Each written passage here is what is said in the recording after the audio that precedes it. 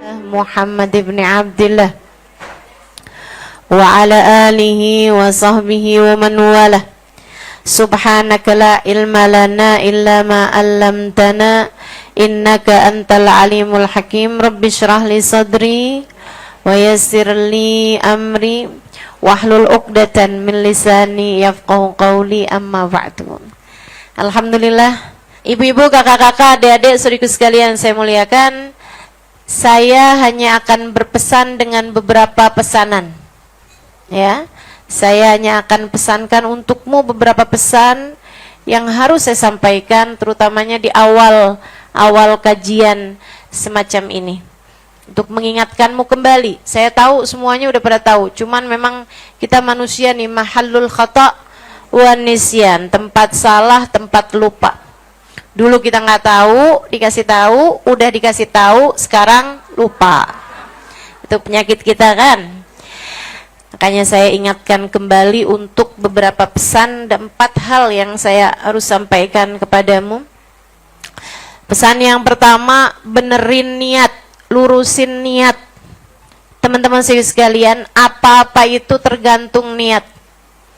Kita ini akan diberi sesuai dengan niat. Begitu kata baginda kita Nabi besar Muhammad sallallahu alaihi wasallam, innamal a'malu binniyat. Innamal a'malu binniyat. Segala perbuatan tergantung dari niatnya. Wa innama likulli imri'in ma nawa. Setiap orang akan diberi sesuai dengan niatnya. Saya ingat dulu, tahun pertama saya tinggal di kota Hadramaut. Ini saya ceritakan di buku Bidadari Bumi pertama tentang urusan niat ini ya. Saya pernah satu waktu, abang saya itu pindah rumah. Jadi rumah yang kita kontrak berdua waktu itu cukup dekat dengan Darul Zahra, sekitar 400-500an meter ya. Darul Mustafa sekitar 600an meter. Itu naik kontrakannya, naik biaya kontraknya, sehingga kami harus pindah rumah. Karena ya biasalah, anak kos-kosan kan uangnya terbatas. Jadi kita harus pindah rumah. Abang saya cari-cari rumah, alhamdulillah dapet tuh rumah. Rumahnya enak banget, bersih banget, baru rumahnya ada di atas masjid. Jadi di sana itu kalau bangun masjid, bangun juga sarana penghasilan buat masjid. Gitu, biasanya bangun masjid, terus di sampingnya masjid ada pertokoan yang dikontrakkan, biayanya, maksudnya ada uangnya yang orang kontrak itu buat jalannya masjid, buat kebutuhannya masjid. Makanya di sana jarang ada masjid yang minta sumbangan, kayak nggak ada gitu masjid yang minta sumbangan. Rata-rata masjidnya yang kaya. Masjid tuh hampir semuanya punya kulkas air dingin dispenser. Masjid itu di sana hampir semuanya punya air panas buat manasin air kalau musim dingin itu ya. Dan airnya nggak pernah kekurangan. Jadi orang-orang itu malahan kalau kekurangan air itu bisa datang ke masjid buat minta air di sana gitu. Jadi masjidnya memang kaya-kaya gitu. Di saat orang-orang belum punya AC, masjidnya udah pada punya AC. Jadi memang seperti itu. Nah, ada orang bangun masjid namanya Masjid bin Syihab. Dibangun di sampingnya, di atas toiletnya masjid yang jumlahnya ada sekitar 12 atau 15 toilet, itu dibangun rumah buat kontrakan gitu. Di sekitarnya belum ada rumah. Jadi itu rumah enak banget, dan saya nggak pernah kekurangan toilet buat tamu. Banyak banget toiletnya. Dan itu teman-teman sekalian, harganya sangat murah, malahan tuh kayak setengah dibayarin gitu sama orangnya gitu ya, kayak hampir gratis bayarnya itu, karena dia kepengen ada yang nempatin rumah tersebut untuk bisa ngidupin, matiin lampunya masjid, sama buat adzan di masjid tersebut untuk beberapa waktu adzan. Abang saya nggak keberatan, kami pun sewa di situ. Masalahnya cuman jauh. Kita pindah lagi musim panas. Musim panas di sana tuh 50 lebih derajat Celcius. Orang-orang Petamburan, Tanah Abang yang suka bilang, nih kayaknya neraka bocor nih. Kamu belum tahu rasanya tinggal di negeri Arab pas lagi musim panas. Ya, itu benar-benar tuh. Teman saya bilang kayak ikan dalam presto. Kita tahu rasanya jadi bandeng di presto. Ketemu dinding panas, ketemu lantai panas, ketemu atap panas, ketemu angin panas, semuanya serba panas. Kita pindah di saat seperti itu. Jauh lebih dari 1 kilometer. Jadi kalau saya pagi hari suka berangkat ke Daruz Zahra itu 1 kilo, pulangnya lagi 1 kilo, ntar sore saya datang lagi ke Daruz Zahra 1 kilo, pulangnya lagi 1 kilo. Satu hari saya bisa jalan 4 kilometer. Itu sebabnya kenapa di Indonesia saya males jalan. Jatah jalan saya udah saya habisin di Tarim ya. Masya Allah. Bersama dengan itu jalannya naik turun bukit. Naik turun bukit karena memang belum banyak rumah-rumahan, jadi belum ada jalan yang landai. Saya naik turun bukit setiap kali. Itu teman-teman, kamu bisa bayangkan sebuah tempat ya, pegunungan-pegunungan. Sekarang sih udah mulai rame.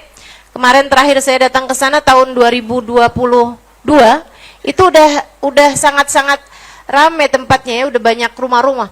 Tapi waktu saya tinggal di sana, depan saya itu bukit atau gunung ya itu ya. Di bawahnya itu ada gua tempat ibadahnya orang. Kebayang nggak? Kayak zaman tahun berapa gitu?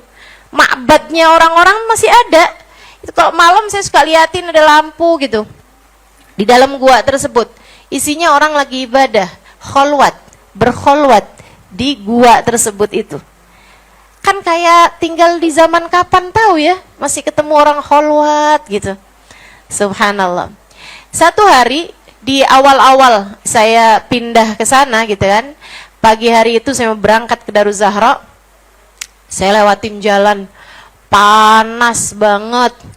Udah panasnya di sana tuh bukan panas keringetan, kayak panas depan api tuh loh rasanya. Kayak gitu. Saya lagi jalan gitu kan, sambil langkahan banyak banget nih. Saya mikir, wah nih saya biar jalan saya manfaat nih, saya mesti ada yang saya kerjain nih. Saya terus mikir, saya tinggal di tempat yang jauh kayak begini nih, tiap hari pergi ke Daruz Zahra, apa nih yang bikinnya jadi tambah naik? Saya ingat hadisnya Nabi Muhammad SAW, wa innama likulli imri'in manawa. Setiap orang akan diberi sesuai dengan niatnya. Jadilah saya mulai menghitung niat, apa aja nih yang bisa saya niatkan. Saya niat mau nuntut ilmu ke Daruz Zahra, biar Allah kasih ilmu kepada saya yang bermanfaat, ilmu yang bisa tambah kenal sama Allah, ilmu yang bikin saya tambah kenal sama Rasulullah, ilmu yang bikin saya tambah kenal sama ajaran agama Islam. Saya niatkan juga untuk ilmu yang saya punya itu saya ajarkan. Saya ajarkan kepada orang lain, saya akan ajarkan kepada orang lain.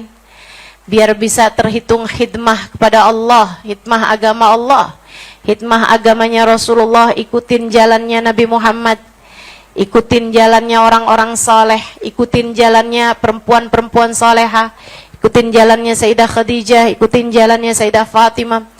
Saya jalan segini jauhnya, ingat dulu Sayyidah Fatimah juga jalan jauh, Sayyidah Khadijah apalagi jalan jauh buat ketemuin Nabi Muhammad, naik ke Gua Hira. Saya minta biar dapat berkah perjalanan orang-orang solehah, perjalanan orang-orang soleh buat nuntut ilmu. Saya minta sama Allah setiap langkahan jadi penggugur dosa saya. Saya minta sama Allah setiap langkahan jadi penutup aib-aib saya. Saya minta setiap langkahan semakin mendekatkan saya kepada surga. Sebab Nabi Muhammad bilang, man salaka tariqan yaltamisu fihi ilman sahalallahu bihi tariqan ilal jannah. Siapa yang menempuh perjalanan menuju menuntut ilmu, dia akan dimudahkan baginya jalan menuju surga. Saya niat khidmah kepada para wali. Saya niat menghidup-hidupkan ajarannya para ulama-ulama. Saya niat khidmah kepada saat itu Faqihul Muqaddam, Imamul Haddad, Habib Abdullah Al-Aidarus. Terus aja. Saya niat. Saya bilang ilmu yang saya dapat nanti akan saya ajarkan kepada orang-orang di negeri saya. Biar semuanya juga pada ngerti jalan menuju Allah. Biar semuanya pada kenal Nabi Muhammad sallallahu alaihi wasallam. Biar banyak orang semakin kenal para wali-walinya Allah Subhanahu wa taala. Saya terus tuh nyebutin niat-niatan yang terfikir pada saya saat itu. Udahan agak setengah perjalanan, ada rumah, ada orang lagi nyapu rumah, perempuan lagi nyapu halaman belakang rumahnya. Perempuan tersebut kemudian panggil saya, ya bunaya ta'ali, ya bunaya ta'ali. Hei nak, sini nak, anak perempuan sini. Ya bunaya, anak perempuanku nak, sini nak. Dipanggil kan ya datang. Saya pun samperin perempuan lagi nyapu itu. Dia pandangin saya, kemudian dia bilang, Allah yu'atik ala qadr niyatik. Allah bakal kasih kamu sesuai dengan niatan kamu itu. Allah bakal kasih kamu sesuai dengan niatan kamu itu. Subhanallah. Allah bakal kasih kamu sesuai dengan niatan kamu. Itu teman-teman. Bahwa terkadang hati kita ini yang kita rasa kayak ada di dalam sini, buat sebagian orang itu seterang melihat layar HP. Buat sebagian orang seterang melihat layar HP. Mudah-mudahan yang di akhirat diijabah Allah. Karena niatan saya waktu itu yang di dunia diijabah sama Allah. Niatan saya untuk di dunia biar bisa nyebarin dakwahnya Nabi Muhammad diijabah sama Allah. Hingga kamu ada di tempat ini. Bersama-sama kita menikmati indahnya ilmu Islam. Menikmati indahnya ilmu-ilmu Allah Subhanahu wa taala. Menikmati kebersamaan dengan orang-orang salehah berkumpul pada hari ini untuk kita bisa mengenang-enang kehidupan hamba-hamba Allah yang saleh-salehah. Alhamdulillah. Yang di dunia diijabah sama Allah Subhanahu wa taala. Harapan saya mudah-mudahan yang di akhirat juga. Biar kita besok di akhirat bisa bareng-barengan ada di belakang Nabi Muhammad. Bisa ikut jalannya Nabi Muhammad, masuk surga di belakang Nabi Muhammad. Amin ya rabbal alamin. Hari itu saya belajar tentang pentingnya niat. Tentang pentingnya niat. Betapa memang Allah Subhanahu wa taala melihat kita dan memberi kita sesuai dengan niat-niat kita. Maka hati-hati meniat dan banyakin niat. Ada banyak amal besar kecil gara-gara niat. Ada banyak amal kecil jadi gede dengan berkat niat. Dan Habib Umar bin Hafid bilang, perbedaan antara kita sama wali selain daripada bersihnya hati adalah dari banyaknya niat. Perbedaan kita sama para wali, mereka itu minum pakai niat, makan pakai niat, ngelihat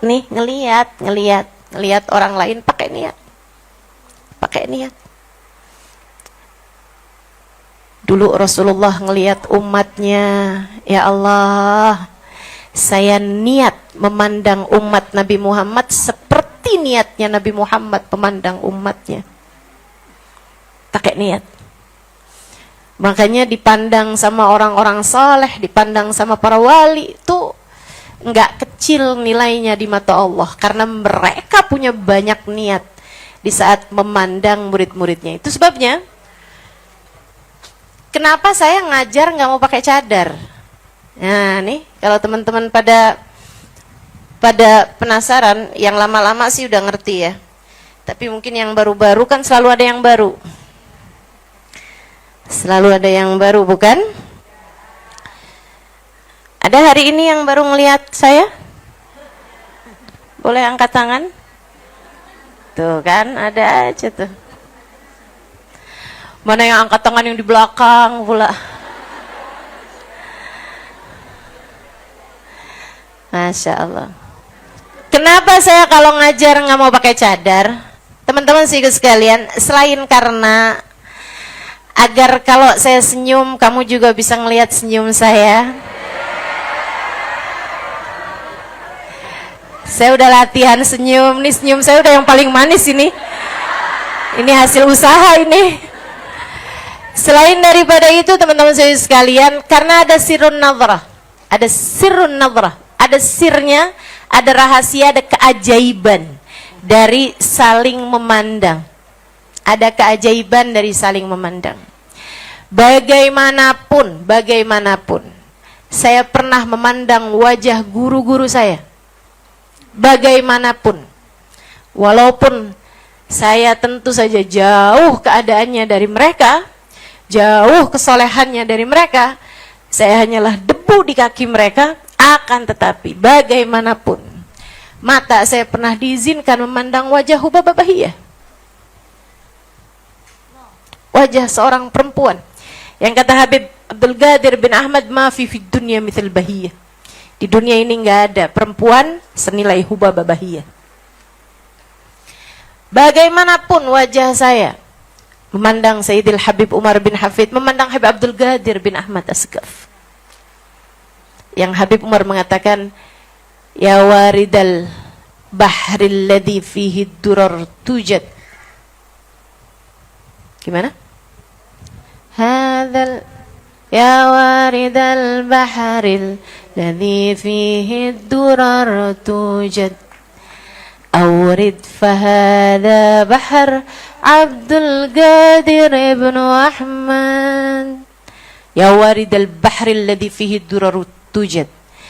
Wahai para penyelam yang mencari mutiara-mutiara paling berharga di lautan, inilah lautannya Habib Abdul Qadir bin Ahmad. Orang besar, wali besar. Saudaraku sekalian, mata saya pernah memandang wajah beliau. Bagaimanapun mata saya pernah memandang wajah Habib Hasan bin Abdullah bin Umar Asy-Syatiri, ulama terkemuka, wali terkemuka, orang yang kekeramatannya sungguh luar biasa, ilmu luar biasa. Mata ini pernah memandang wajah beliau. Habib Abdullah bin Muhammad bin Syihabuddin, Habib Abdullah bin Muhammad bin Alwi bin Syihabuddin Ain Tarim, matanya kota Tarim. Mata saya pernah memandang wajah beliau berulang-ulang. Hubabah Nur bintu Alwi, seorang perempuan yang saya ceritakan di buku Bidadari Bumi 2. Wajah saya, mata saya berulang kali memandang wajah beliau. Hubabah Zahra, Hubabah Zahra Al-Haddar, ibunda dari Habib Umar bin Hafid.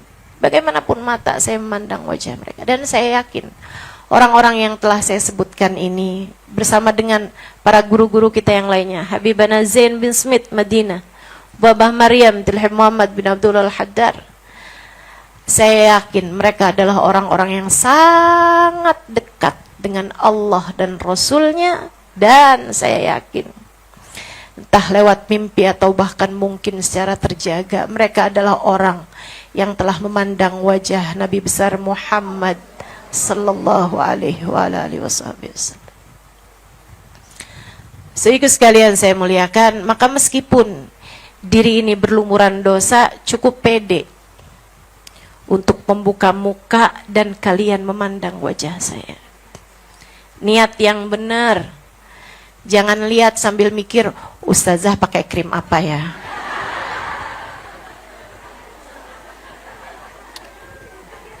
Ustazah lipstiknya warnanya cantik. Beli di mana ya? Ya ampun, ya ampun. Saya yakin sih kamu nggak kayak begitu. Cuman saya sampein aja gitu kan. Niat. Ustazah Halimah udah lihat guru-gurunya orang-orang mulia. Memandang wajah orang-orang punya nilai di sisi Allah Subhanahu wa taala.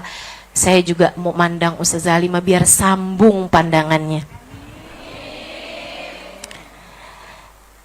Itu sebabnya saya nggak pakai cadar.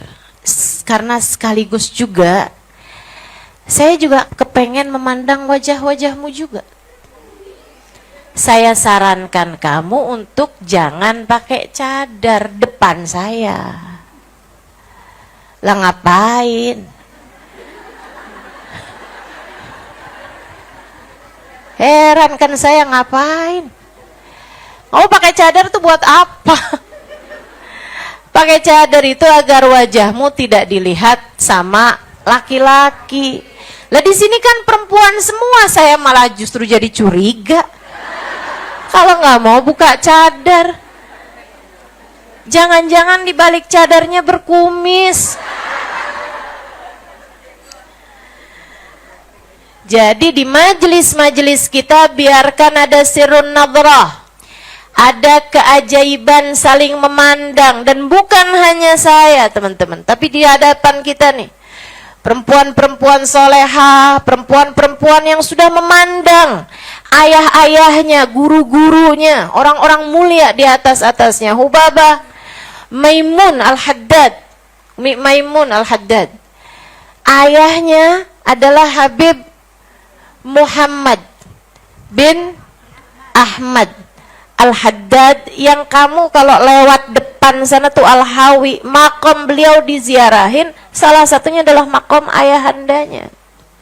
Seorang ulama pada zamannya, seorang wali pada zamannya, seorang yang mustajab doa pada zaman beliau. Wajah beliau, matanya Umi Maimun memandang wajah ayahandanya, memandang wajah ibundanya, perempuan soleha. Ustazah Lulu Al-Habsyi pun demikian, punya guru-guru orang-orang mulia, punya orang tua orang-orang mulia. Pun demikian Ustazah Samirah, pun demikian para ustazah-ustazah kita. Karenanya kita saling memandang, saling berbahagia, mudah-mudahan tersambung. Mudah-mudahan tersambung kan. Benerin niat, lurusin niat. Ngaji tuh jangan cuman sekedar kepengen tahu mukanya Ustazah Halimah, biasa dengerin di YouTube. Katanya nih ustazahnya viral. Ya Allah, ya Allah. Niatnya kecil banget, jangan begitu niatnya. Niat yang gede-gede, niat yang besar-besar, mau menuntut ilmu, mendekatkanmu kepada surga. Menuntut ilmu mendekatkanmu kepada baginda Nabi besar Muhammad sallallahu alaihi wasallam. Menuntut ilmu membuatmu semakin dekat dengan Allah Subhanahu wa taala dan Rasulnya. Niat kumpul sama orang-orang soleh-solehah sambil hatimu tawadhu. Ya Allah, yang paling sabar di antara mereka, kasihkan kesabarannya kepada saya ya Allah. Yang paling solehah di antara mereka, kasih kesolehannya kepada saya juga ya Allah, tularkan. Bukankah kami berada dalam tempat yang sama? Ya Allah, mau istiqomah tahajud susah banget. Ya Allah, di antara sini banyak yang sudah istiqomah tahajud. Ya Allah, karuniakan kepada saya keistiqomahan mereka. Bukankah kami berada di tempat yang sama? Gitu. Niat. Bahkan bukan cuman buat dirimu teman-teman, tapi niatkan juga buat anak-anakmu. Kenapa ada banyak anaknya wali yang jadi wali? Kenapa ada banyak anaknya ulama jadi ulama? Itu karena kesolehan niat dari orang-orang tuanya. Dari mulai hamil udah diniatin, nih anak biar jadi ulama, nih anak biar jadi penerus dakwahnya Nabi Muhammad. Sesuai Allah kasih sesuai dengan niatnya. Allah kasih sesuai dengan niatnya. Yuk belajar. Belajar terus insya Allah. Benerin niat, lurusin niat. Ngaji biar kelihatan solehah. Kamu solehah bagus, tapi kalau pengen kelihatan solehah jadi gak bagus. Kan begitu. Ngaji saya, biar nanti di rumah saya punya modal buat debatin suami. Niat jenis apa itu? Ngaji biar tetangga-tetangga tahu kalau saya ini soleha. Saya beneran loh ustazah, sejak sering ngaji itu saya sering dipanggil ustazah sama teman-teman saya. Masya Allah. Yuk benerin niat, benerin niat, benerin niat. Apa yang ada dalam hatimu tuh? Dibenerin niatnya. Sebab Allah akan memberi kita sesuai dengan niat kita. Niat mau nasyrud dakwah, mau menyebarkan kebaikan-kebaikan. Niat pengen jadi umat Nabi Muhammad yang pantas ada di belakang Nabi Muhammad.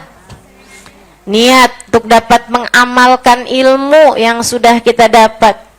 Niat untuk jadi orang yang bisa menebarkan kasih sayang kepada orang-orang di sekeliling kita sebagaimana Nabi Muhammad telah berhasil menjadi seorang yang menebarkan kasih sayang kepada seluruh semesta. Niat, niatan yang bagus-bagus. Niat kita untuk meluaskan Islam, niat kita untuk bisa semakin dekat dengan para ulama-ulama kita, niat khidmah pada ulama, segala macam tuh. Niatan-niatan kamu silahkan pikirkan masing-masing dari niatan-niatan tersebut. Kemudian yang kedua, niat untuk, yang pertama kan benerin niat. Yang kedua, kalau niatnya udah bagus, ilmu yang kamu udah dapat praktekkan. Ini harapan saya nih. Harapan saya, pesan saya minta tolong sama teman-teman. Dengar kebaikan apapun di majelis ini, selain daripada waktu dengar, kamu niat, ya Allah mudahkan saya. Kamu doa, ya Allah mudahkan saya untuk dapat mengamalkannya. Itu dari mulain kamu dengar kebaikan apapun, ya Allah mudahkan saya untuk dapat mengamalkannya. Ya Allah mampukan saya untuk dapat mengamalkannya. Jadi kalau dengar kebaikan jangan mikir yang, nah itu mah zaman dulu tuh bisanya tuh, zaman sekarang udah gak relevan. Nah itu dia tuh. Itu yang bikin kita susah untuk dapat pemberian-pemberian besar dari Allah Subhanahu wa taala. Kalau kita belum udah menganggap bahwa Islam ini adalah agama yang berat, agama yang tidak mungkin untuk dipraktekkan gitu. Tiap kali dengar kebaikan-kebaikan, niat buat dapat mengamalkannya. Sebesar apapun kebaikan-kebaikan tersebut. Dengar Sayyidina Ali Zainal Abidin sholat malam 1000 rakaat. Nah, niat dalam hati kita, ya Allah, biar kata nggak 1000 deh ya Allah, 11 rakaat witir ya Allah, jadikan kami bisa istiqomah menjalankannya. Jadi kita udah benerin niat yang pertama, yang keduanya praktekkan ilmu yang sudah didapat. Dengar ghibah haram, niat di dalam hati, ya Allah jauhkan saya dari ghibah, membicarakan aib orang lain. Jauhkan saya Allah, jauhkan saya dari ghibah. Niat buat ngamalin. Besok-besoknya beneran coba amalin. Kalau ada orang-orang ghibah, melipir aja, jauhin aja. Begitu kan, belajar. Kalau bisa ngomong, aib kita juga banyak, udahlah gitu. Kita ini juga saking belum dibuka aja sama Allah. Kalau buka sama Allah, memalukan juga yang udah kita kerjain. Kan gitu.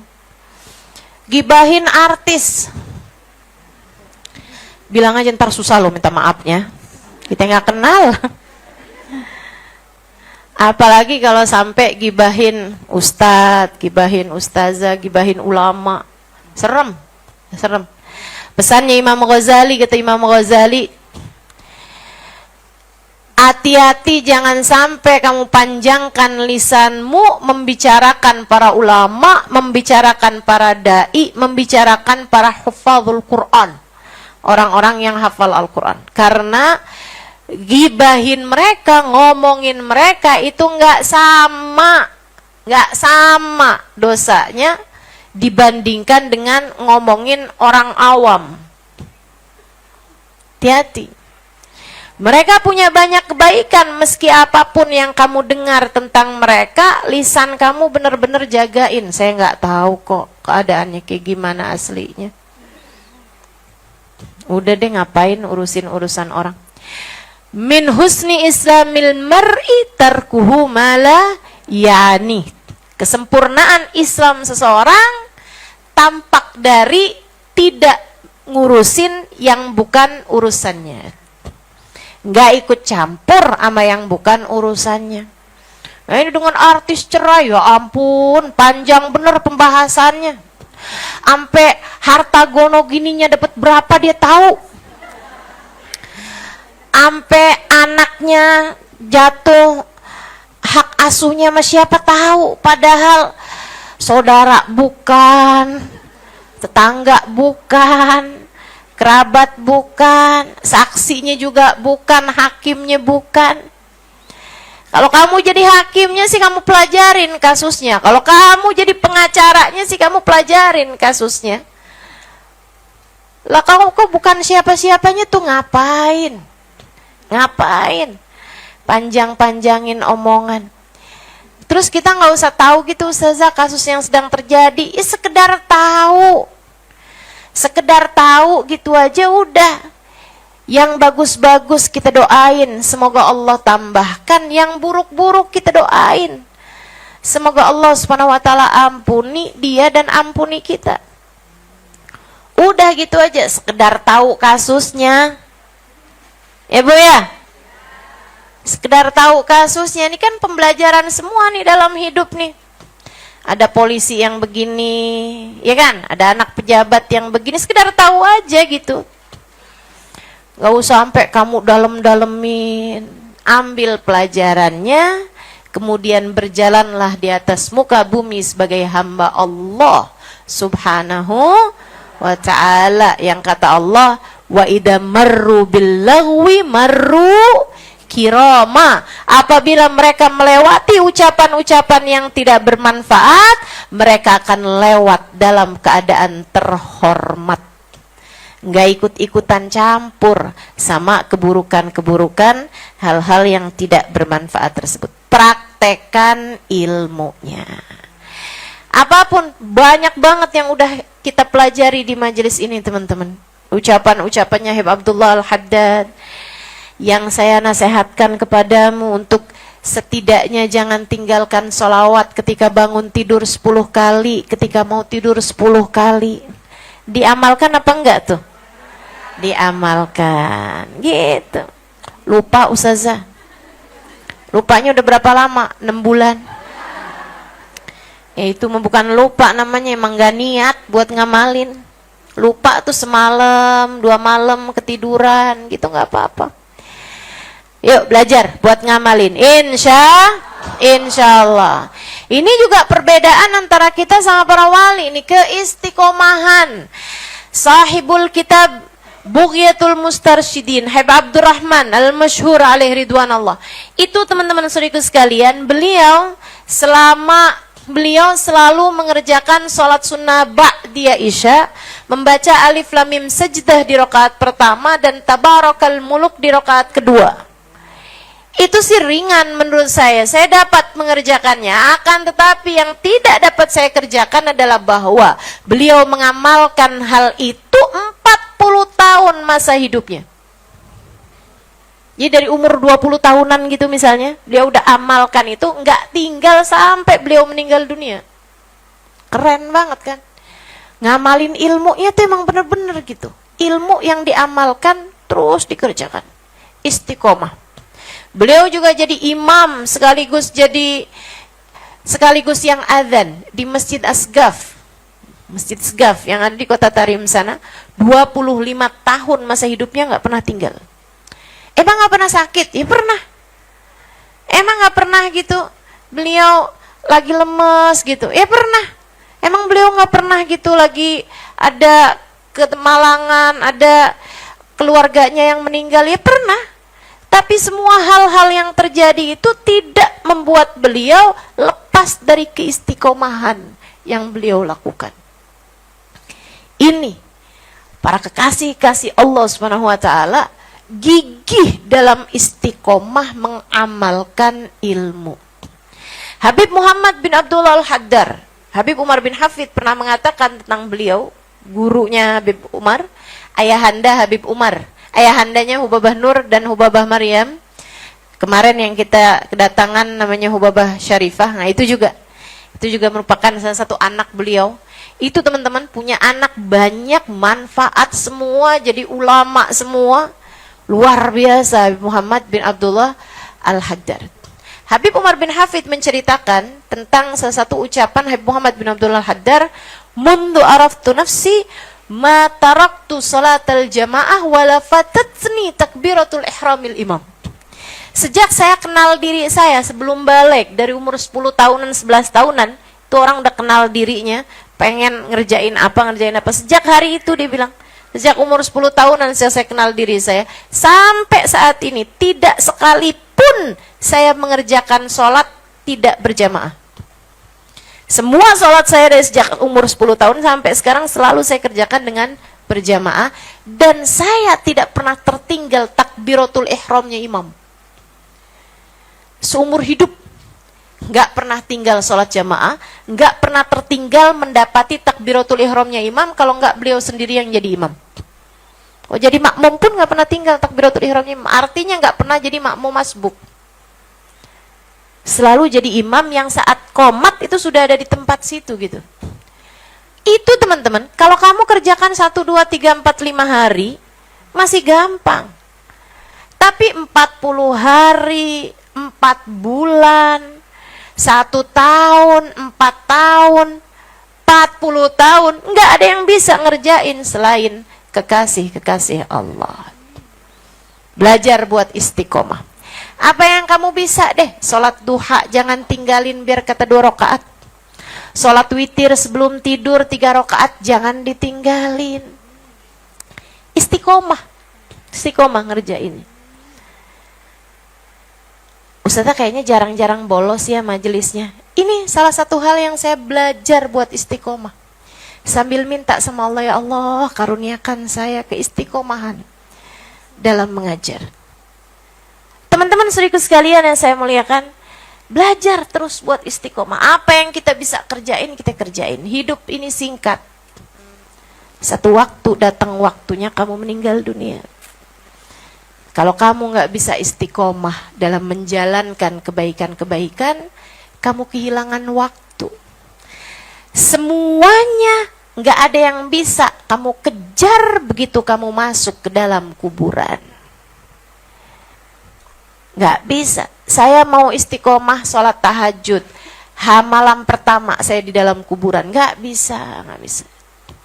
Tahajudmu waktunya di dunia. Hadir majelismu waktunya di dunia. Sholawatmu waktunya di dunia. Ruku sujudmu waktunya di dunia. Kamu jaga kebaikan-kebaikanmu hanya bisa kamu lakukan selama hidup di dunia. Saya tanya sama Hubabah Maryam, almarhumah, udah meninggal guru saya di Madinah. Waktu beliau datang ke sini, Hubabah, saya pernah dengar Habib Umar bin Hafid bilang, ayahanda Hubabah, Habib Muhammad bin Abdullah Al-Haddar, itu selama hidupnya nggak pernah ninggalin sholat berjamaah dan nggak pernah tertinggal takbiratul ihramnya imam. Buat saya itu luar biasa banget gitu, seumur hidup loh, seumur hidup teman-teman. Saya bilang, itu betul Hubabah? Kata Hubabah, iya betul Halimah, apa yang kamu herankan? Dia bilang, jangankan ayah saya, Habib Zain bin Smith, sampai saat ini beliau masih ada di atas muka bumi. Kita doakan semakin panjang umurnya. Kita doakan biar bahagia hidupnya, sehat badannya, biar beliau betah semakin lama hidup di atas muka bumi ini, insya Allah, amin. Amin ya rabbal alamin. Semoga Allah jaga senantiasa beliau insya Allah. Biar jadi jimat-jimat kita ini. Usianya sudah 80-an saya rasa. Sudah lebih dari 80-an. Kata Habib Hubabah Maryam, Habib Zain bin Smith, saya nikah sama beliau usia saya 11 tahun. Habib Zainnya usianya 27 tahun. Dan saya sekarang menikah sama beliau nih udah hampir 50-an tahun, Halimah. Kata Hubabah Maryam, tidak ada satu sholat pun beliau sholatkan dengan sendirian. Semua sholatnya berjamaah dan tidak tertinggal takbiratul ihramnya Imam. Dan sejak saya nikah sama beliau sampai saat ini, tidak pernah ada satu malam pun yang beliau tertinggal dari sholat tahajudnya. Seumur hidup. Seumur hidup. Gak pernah ninggal tahajud. Bagaimana kabarnya dengan dirimu? Kalau nggak mulai mempraktekkan ilmu, mau kapan ilmu itu kamu praktekkan? Belajar, praktekin ilmu. Sesedikit apapun ilmu kamu dapat. Teman-teman saya sekalian, jangan makan berdiri.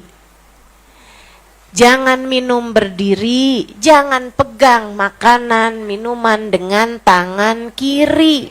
Pegangnya pakai tangan kanan. Yang istiqomah jalaninnya. Jangan kali-kali deh, nggak apa-apa kali. Kondangan kagak ada kursi. Habis mau gimana dong, kan lapar kita. Belajar buat istiqomah jalanin perintah Allah Ta'ala. Praktekkan ilmu dengan istiqomah, insya Allah. Yang ketiga teman-teman sekalian, nih, dalam urusan menuntut ilmu pun juga dalam urusan yang lain-lainnya, saya pesankan kepadamu untuk jaga adab. Jaga adab. Sebagai orang yang hadir di majelis ilmu, jaga adab. Jangan sibuk selfie. Tulisannya indahnya majelis. Tapi kamu selfie-nya di majelis. Itu kan nggak jalanin adabnya. Nggak jalanin adabnya gitu. Apa yang jadi adabnya itu harus kamu jalanin. Saya ingatkan kisahnya Habib Hasan. Abang saya dulu istiqomah. Abang saya sewaktu di Tarim suka hadir majelisnya Habib Hasan. Beliau punya majelis di Masjid Jami'. Jadi itu masjid paling besar di sana, Masjid Jami'. Nah itu yang ngajar di situ tuh selalu orang yang dianggap ya tetuanya Tarim lah gitu. Di masa hidupnya Habib Hasan, yang pegang majelis tersebut adalah Habib Hasan bin Abdullah bin Umar Syatiri. Bahkan Habib Umar sekalipun hadir di majelis tersebut kalau beliau sedang lapang waktunya. Satu waktu Habib Hasan ini tiba-tiba, itu yang hadir majelisnya ribuan orang teman-teman. Orang setarim tuh hadir semuanya. Majelis tersebut santri-santri itu semua pada hadir di majelisnya Habib Hasan ini. Setiap hari Jumat sore, pada asar. Satu waktu, masjidnya besar nih ya, Masjid Jami', ribuan orang nampungnya. Beliau ambil siwak kemudian dilemparkan, disebutin namanya. Misalnya gitu ya, Ahmad bin Salim Al-Aidrus, misal gitu, sebutin namanya. Dan memang pas tuh sisi waktu nyampenya ke beliau, padahal jaraknya sangat jauh sekali. Beliau bilang gitu, "Leish tadkurillah wa anta fi majlisi." Ngapain kamu zikir di majelis saya sekarang? Zikir loh ini, zikir, pegang tasbih zikiran sambil dengerin Habib Hasan. Dia bilang, la anta minal jalisin wala anta minal dzakirin. Kamu kalau ngerjain kayak begitu tuh, ini Habib Hasan bisa lihat nih dengan pandangan kewaliannya, padahal jarak jauh dan padahal orang itu yang nggak terlalu kelihatan juga itu. Dilempar pakai siwak, sebutin namanya, kemudian disampaikan, kenapa kamu berzikir di majelis kami? Kamu kalau ngerjain itu, kamu tidak termasuk di antara orang yang berzikir karena waktunya nggak pas. Sekarang waktunya hadir di majelis ilmu. Dan kamu juga nggak dianggap sebagai orang yang duduk di majelis ilmu karena kamu punya kesibukan yang lain. Ini kesibukan berzikir. Gimana kalau kesibukan check out Shopee?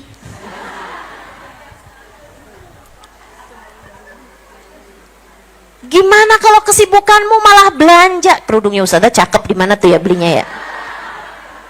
Liatin kerudungan di Shopee. Innalillahi wa inna ilaihi rajiun. Ini kayaknya yang ketawa nih berasa nih. Pernah tuh saya kayak gitu katanya. Sibuk lihat status orang, padahal lagi duduk di majelis. Jangan begitu teman-teman, jagain adabnya. Jangan ngobrol sendiri. Jangan bicara urusan-urusan yang lain. Lagi di majelis, jagain ilmunya. Ustazahnya nggak tahu kok, saya nggak kelihatan. Saya nggak tahu, tapi Tuhan saya tahu. Dan urusan majelis ini bukan urusan sama saya. Saya nggak urusan saya adalah mengajar dan menyampaikan ilmu. Urusan kamu menerima ilmu, Allah akan kasih sesuai dengan adabmu juga, selain daripada sesuai dengan niatmu. Kata guru saya Sayyidil Habib Umar bin Hafid, al-madad ala gadril adab. Kata beliau, madad yang Allah SWT berikan, karunia yang Allah SWT berikan sesuai dengan adab kamu di dalam majelis tersebut. Jadi jagain adab di dalam majelis-majelis kita. Mudah-mudahan Allah karuniakan seindah-indah adab insyaallah. Imam Syafi'i mengatakan, saya di saat duduk di majelisnya Imam Malik, buka lembaran kitab aja hati-hati. Buka lembaran kitab nih, pelan-pelan banget. Pelan-pelan banget. Kenapa gitu? Hatta la uzijal Imam Malik, sehingga saya tidak merusak konsentrasinya Imam Malik. Saudara sekalian yang saya muliakan, Imam Malik sendiri, beliau pernah lagi baca hadisnya Nabi Muhammad alaihissalam, tiba-tiba mukanya berubah, tapi hadisnya panjang nih. Mukanya berubah, merah, terus habis itu kayak hitam gitu mukanya. Orang-orang heran aja, nih kenapa nih Imam Malik nih? Tapi beliau terus melanjutkan hadisnya Nabi Muhammad alaihissalam sampai selesai hadisnya. Wallahu a'lam bishawab, beliau berdiri kala jengking keluar dari bajunya. Ditanya, sejak kapan kala jengking ini menggigitmu wahai Imam? Padahal cuman baca hadis Nabi, beliau berasanya kayak Nabi Muhammad lagi bicara gitu. Enggak sopan, enggak adab. Saya mutusin ucapannya Nabi Muhammad alaihissalam, sehingga saya teruskan meskipun digigit kala jengking. Adab. Mereka nih, para kasih Allah SWT, mereka punya adab yang luar biasa dalam menuntut ilmu, karenanya Allah karuniakan juga ilmu yang luar biasa. Ilmu yang jadi cahaya, memandu mereka dan memandu umat untuk bisa melewati kehidupan di atas muka bumi ini dengan cara yang terbaiknya. Mudah-mudahan kita tidak terhalang dari kualian dari para ulama-ulama kita insyaallah, dari keberkahan mereka semuanya, amin ya rabbal. Dan yang terakhir tapi bukan berarti nggak penting, nah ini juga nggak kalah pentingnya, jaga hatimu tuh jagain, jangan gampang suudzon sama orang, jangan gampang rasa kebencian. Hati-hati sama kebencian teman-teman dalam hati kamu. Hati-hati sama benci. Jangan biarkan hatimu yang merupakan modal paling berharga dalam dirimu, jangan sampai hatimu itu jadi kotor disebabkan karena kebencian, apalagi dendam kepada satu aja dari hamba Allah SWT yang beriman, apalagi jika banyak. Satu aja jangan kok, apalagi banyak. Udah maafin aja. Salah orang maafin, siapapun orangnya maafin. Jangan sampai ilmu mau turun, berkah mau turun, ampunan mau turun, dengan kita duduk di majelis-majelis ilmu terhalang karena hati kita yang kotor tersebut. Na'udzubillah min dzalik. Ingat kata Allah Subhanahu wa taala, "Innasyaitonal lakum aduwwun fattakhiduhu aduwwa." Sesungguhnya setan itu adalah musuhmu, jadikanlah dia musuh. Jadi tiap kali mau musuhin orang, ingat, setan apa bukan tuh ya? Kalau dia bukan setan, dia orang, berarti berarti kamu tidak boleh memusuhinya. Kamu hanya perlu memaafkan orang tersebut seburuk apapun keadaannya. Ustazah, dia sih bukan setan tapi kelakuannya lebih, Ustazah. Gak ada teman-teman. Jangan biarkan kebencian mengotori hatimu itu. Jangan biarkan kebencian mengkontaminasi, meracuni hati kamu itu, sehingga akhirnya jadi terhalang dari segala kebaikan-kebaikan yang Allah Subhanahu wa taala berikan. Ya, yang husnudzon sama orang, yang baik sama orang. Hati kamu tuh yang baik, sama suami yang baik, sama anak yang baik, sama tetangga yang baik, sama orang-orang di sekelilingmu yang baik. Jaga hati, itu adalah modal utama kita untuk bisa mendapatkan kasih sayang Allah Subhanahu wa ta'ala, untuk bisa selamat hidup dunia hingga akhirat. Sebab Allah mengatakan, yauma la yanfa' mal wala banun illa man atallaha biqalbin salim. 4 hal itu kalau kamu jagain, insya Allah selamat. Apa aja tadi? 1, benerin niat, lurusin niat. Yang keduanya, praktekkan ilmu, istiqomah, menjalankan kebaikan-kebaikan yang sudah kita tahu sesuai dengan ilmu kita. Kemudian yang ketiga, jaga adab. Jaga adab, sebab sejatinya kita selalu berada dalam pandangan Allah Subhanahu wa ta'ala. Dan yang keempatnya, milikilah hati yang bersih, hati yang tidak mau membenci siapapun, hati yang selalu ingin kebaikan-kebaikan dari Allah Subhanahu wa ta'ala, yang dapat merahmati siapapun, menyayangi siapapun. Bahkan kepada penjahat paling laknat sekalipun, pandanglah ia dengan pandangan penuh rahmat. Gitu ya. Ustazah, kalau yang di Palestina sana gimana tuh Ustazah? Kan kita sebel tuh sama dia. Ya udah, kita mau sebel kayak gimana juga nggak terlalu ngaruh itu ya. Yang ada kita doakan saudara-saudari kita yang ada di sana. Kita doakan terus saja saudara-saudari kita yang ada di sana. Semoga Allah Subhanahu wa ta'ala segera menolong mereka semuanya, menurunkan kedamaian kepada mereka semuanya, mengaruniakan kebaikan-kebaikan bagi mereka semuanya, insya Allah. Mudah-mudahan Allahumma arhamhum, Allahumma altuf bihim, insya Allah. Mudah-mudahan Allah sayangin mereka, Allah lemah lembut kepada mereka semuanya, insya Allah. Kita terus doakan mereka, semoga Allah Subhanahu wa ta'ala segera mengangkat bala dari mereka dan dari kita semuanya.